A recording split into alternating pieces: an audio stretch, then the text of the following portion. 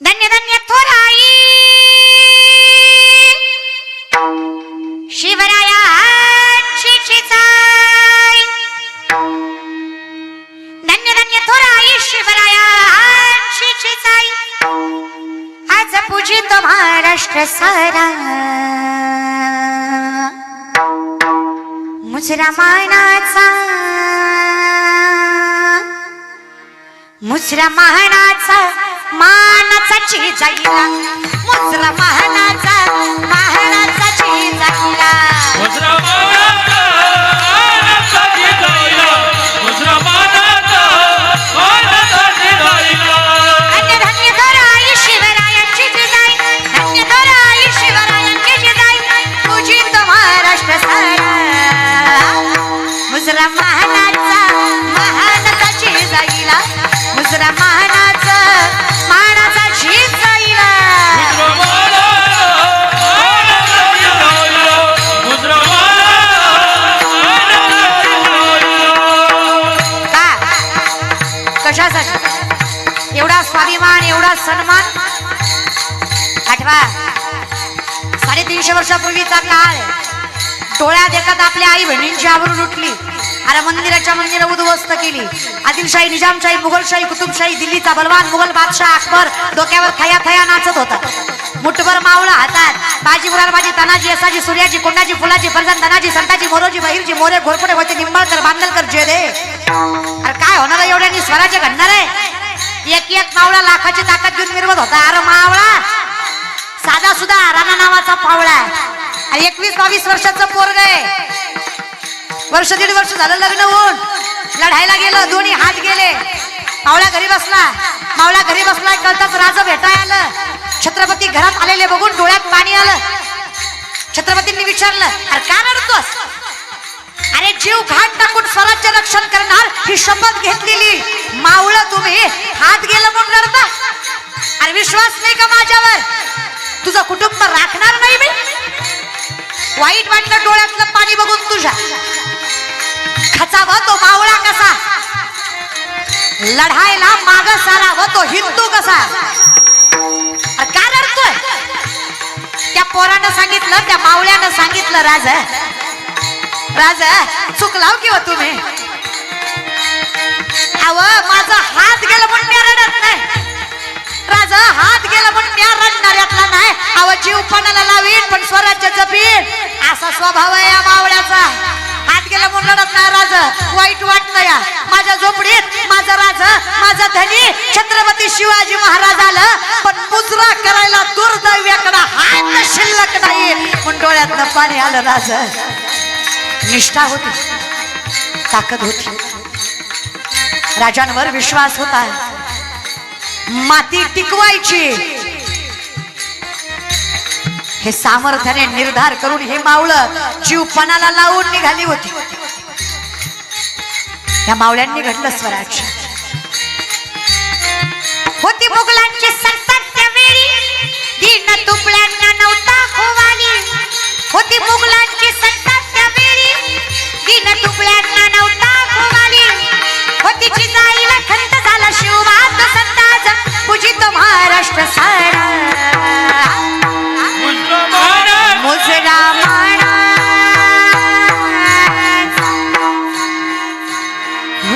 मानाचा मुजरा मानाचा मानाचा मानाचा चिजाईला, मुजरा मानाचा मानाचा चिजाईला, मुजरा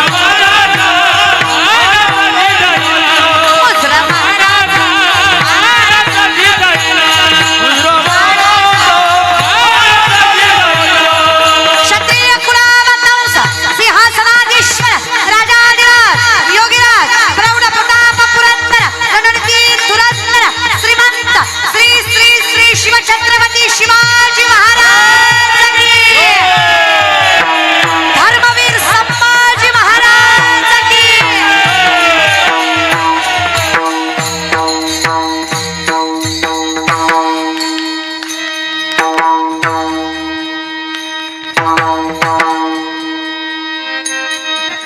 मुजरा मानाचा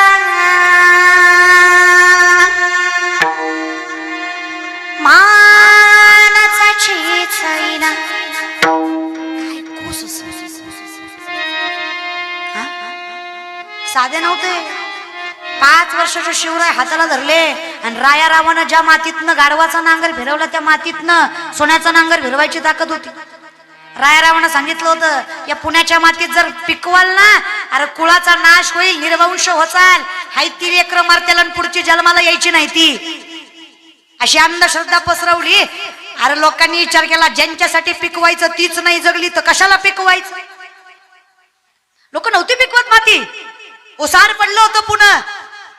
5 वर्षात शिवराय हाताला धरले आणि त्या मातीमध्ये जाऊन जिजाऊ मासाहेब उभा राहिल्या आणि सांगितलं डोक्यावरचा पदर असा स्वाभिमानानं पुढं करून, अरे जाऊ द्या माझ्या कुळाचा नाश झाला तर, अरे होऊ द्या मी निर्वंश झाले तर हरकत नाही, माझ्या एकटीचा कुळ गेला तरी चालेल, पण या हिंदू कुळातला प्रत्येक मुलगा अंधश्रद्धेला बळी नाही पडला पाहिजे. तर शिवरायांना घेऊन सोन्याचा नांगर फिरवला मातीत. काय मॅनेजमेंट असं. हा, या भारतातली पहिली पतसंस्था एका स्त्रीने उभी केली, राजमाता मासाहेब जिजाऊ, आणि त्या पतसंस्थेचं नाव होतं स्वराज. चेअरमन मासाहेब जिजाऊ. बिबियाणं, खत, नांगरी, बैलगाड्या, बैलजोड्या सगळं दिलं जायचं. मी कौतुकानं विश्वासानं सांगते, मला विश्वास आहे आज जरी शिवराज्य झालं ना, आज जरी शिवशाही आली ना, तर शेतकरी मरणार नाही. माझं कौतुक वाटतं मला शिवरायांच्या व्यवस्थापनेचं. माझ्या छत्रपती शिवरायांच्या काळात, माझ्या स्वराज्यात, माझ्या शिवशाहीत एकाही शेतकऱ्यांना आत्महत्या केली नाही. हे वैभव छत्रपती शिवरायांच्या मॅनेजमेंटचं होतं. आणि परिस्थिती नव्हती असं नाही. छत्रपती शिवरायांच्या काळात असा दुष्काळ पडला होता, स्वतःच्या पोराच्या मांसावर बापाची नजर पडावी इतका भीषण दुष्काळ शिवरायांच्या काळातही पडला होता. पण त्या काळात सुद्धा शेतकऱ्यांना आत्महत्या केली, कारण तेव्हा व्यवस्थापन होतं ऐवजाच्या बदल्यात ऐवज, जिन्नसाच्या बदल्यात जिन्नस. बैलगाडी नेली ना, व्याजानं बैलगाडीच मागणी. बिबियानं नेली ना, धान्यच मागणी. पैसा हा प्रकार नव्हता. व्यवस्थापन कुस लागते रे. धन्य माता पिता. देव बी उगाच आवडत नाही, स्वराज्य उगाच घडत नाही, त्याला कुळच चांगलं लागतं. मी कशाला म्हणावं, माऊली बनतात तसेची वाटेनं पाहता वैसेची गावाला येता बाळपणीच सर्वज्ञता वरी तयात.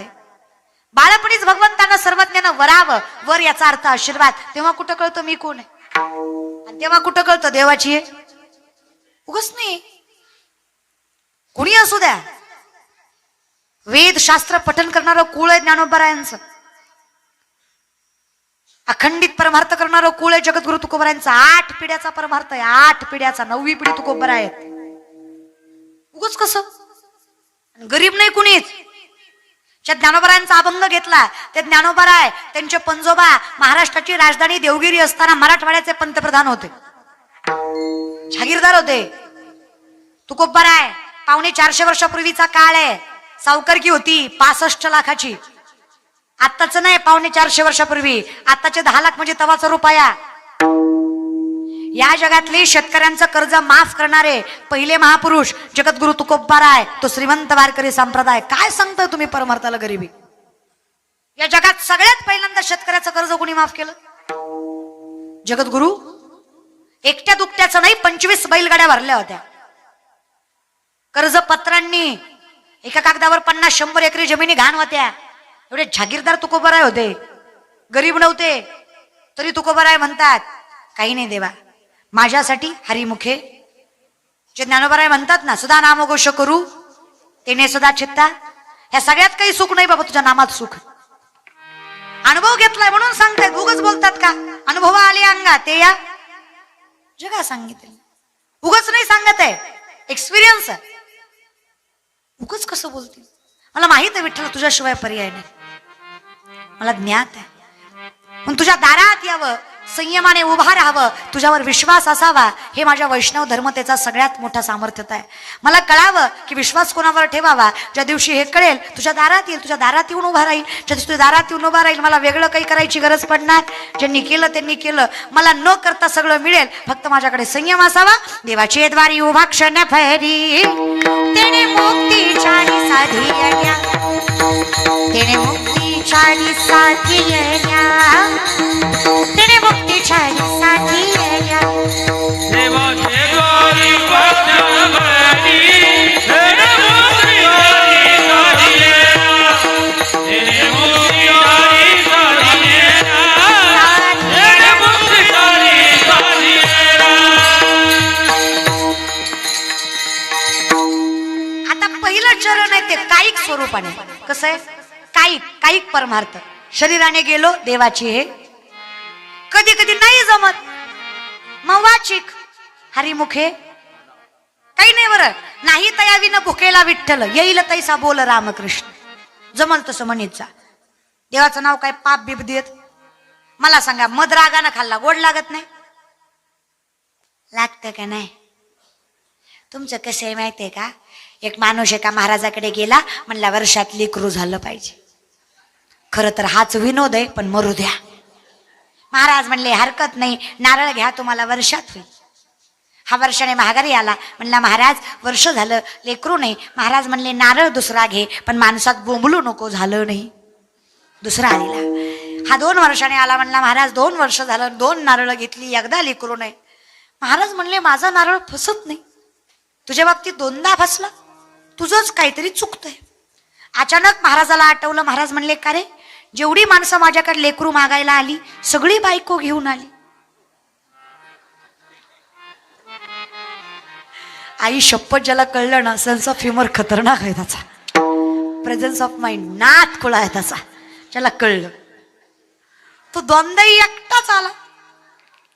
तुझी बायको कुठे आहे? ती म्हणला लग्न नाही झालं. या येड्याला किती नारळ दिला लेकरू होणार आहे? मी तुम्हाला सांगते, चित्त शुद्ध नसेल तर किती परमार्थ केला देव भेटणार आहे? भावे विन भक्ती विन, बळे विन शक्ती, भावे विन देव नकळी निसंदेह, गुरुविना अनुभव, भाव बळे आकळे, येरविना कळे, कर तरी आवळे. देवाला जवळ करता आलं पाहिजे की नाही? कर तरी आवळे तैसा हरी. तुम्ही जसं म्हणाल तसं देव आहे, फक्त तुम्हाला देव समजून तर घेता आलं पाहिजे. म्हणलं मध रागानं खाल्ला गोड लागत नाही, विष प्रेमानं पिलं मरत नाही. घरी गेलो बघा, इच्चारून बघा, होऊ द्या यात्रा सुखानं सुतकन ग, नका इच्चारून बघा. मधाचं काम आहे ते कसंही प्या गोडवा, विषाचं काम आहे ते किती गोडीनं प्या, मारतच.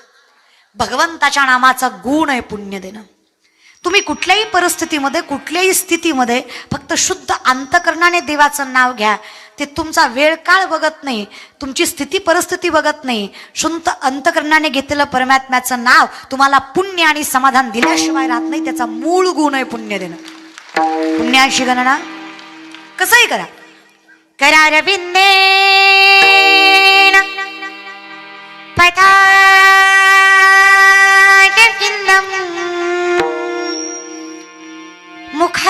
मुखारविंदेन विनिवेशयन्तं